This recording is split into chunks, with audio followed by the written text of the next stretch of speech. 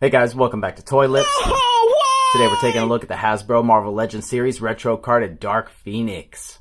It is essentially a cosmic entity that used Jean Grey as a template to experience humanity to, her and everyone else's detriment.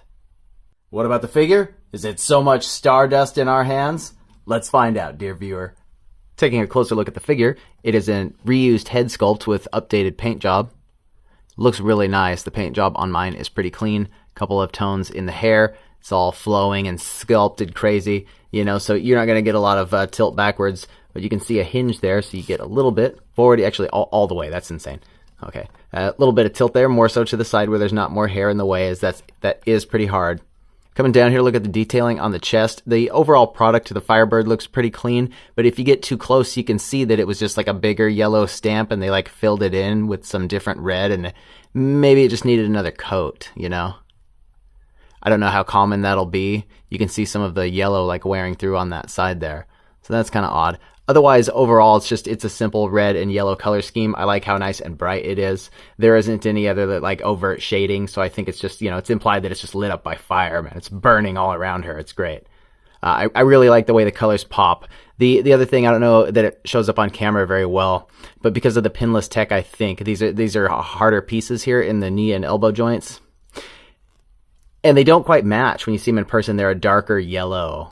In this case, it's not the end of the world, but it's like you could a little more foresight and you could color match these better, I'm sure. But otherwise, they look nice and clean the way that those are molded. Little lines here for the gloves, and the boots are all painted pretty cleanly. And there's not much more detail work than that. It's just the typical painted on unit, but it's updated on the Shriek body. Everybody with me now, Shriek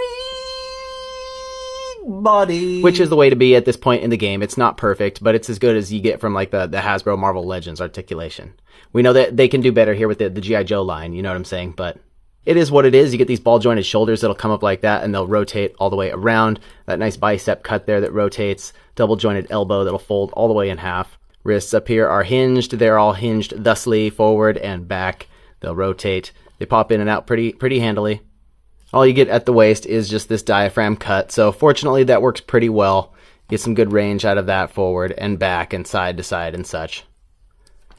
Down here it's just pretty plain. This is a little overlay, a little bit gummy, and you get a little Phoenix, a little Firebird logo sculpted in there, so I believe this is a whole new piece, perhaps.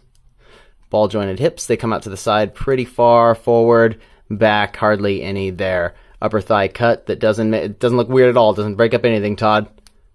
Again, detail is really simple here, just these painted on lines, differentiating the boots, double jointed knees, they come up all the way like this. Just a nice bright yellow, moving on down to the ankle here, and it'll come back this far, forward this far. Best rocker in the game, and a little gobbledygook and peg holes on the bottoms of the feet. Checking out the accessories, they are keeping it pretty light here. You get an extra set of open hands. And a little flaming chicken here. This is reuse of the one from the 2-pack, and it looks really nice. They've added a little bit of gold paint on the eyes there. And it's just got a little slot here that you can put this on a wrist or wherever. The Marvel Legends Dark Phoenix stands 6 1/4 inches to the top of the hair. And for comparison, here she is next to regular Phoenix. She is trying so hard to stand, and Cyclops. Before Jean Grey became nearly synonymous, here is the Phoenix as the Hellfire Club's Black Queen, as well as Jason Wingard, the villain called Mastermind. The Shi'ar Imperial Guard's Gladiator, and the Hellfire Club's White Queen. And you know what? I gotta throw in all these brightly colored characters together. Finally, for that difference in scale, we have a McFarlane Toys DC Multiverse Death Metal Wonder Woman, and the Sentinel Toys SV Action Into the Spider-Verse Peter B. Parker. I think this Dark Phoenix figure is a slight upgrade to the previous release. It's on the better body mold, sort of best Hasbro is doing for us at this scale right now. But I love how bright the colors are. I think you can pose her up nice, and she looks great at a distance on the shelf, or just in the retro card overall. I think that is also a nice addition to that if you want to view the packaging as a part of the deal, which is kind of a thing there. I do wish there was more. I wish it was better.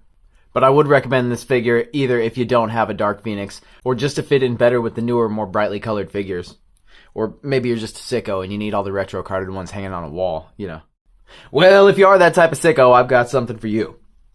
Check out one of these other videos over here. Maybe subscribe to the channel and leave a like on this video, and I'll see you next time. Thanks.